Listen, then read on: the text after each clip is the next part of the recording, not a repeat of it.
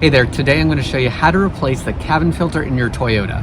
This cabin filter was sent to me by Triligo. This cabin air filter is compatible with multiple makes and models of Toyotas, including 2007 to 2017 Toyota Camrys, 2006 to 2019 Toyota Corollas, 2006 to 2018 Toyota Rav4s, and 2010 to 2023 Toyota 4Runners. To install the cabin filter, I emptied out the glove box, then removed the rod that helps support the glove box. Next, squeeze in the glove box sides and pulled the glove box down so I could access the cabin filter.